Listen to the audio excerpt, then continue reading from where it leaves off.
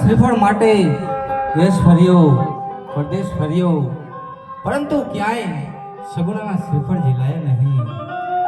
સારું રાજ્ય હોય તો સારો રાજવી ન હોય, અને સારો રાજવી હોય તો સારું રાજ્ય ન હોય. માટે આજે આ પનઘટ પર પેલી પનહારી પાણી ભરી રહી છે, તો લાવ જરા તેને પૂછી જવું કે બહેન આજે આ કયું નગર છે અને કોણ અહીં રાજા રાજ કરે છે. પાધરની પનહારી પૂછું મારે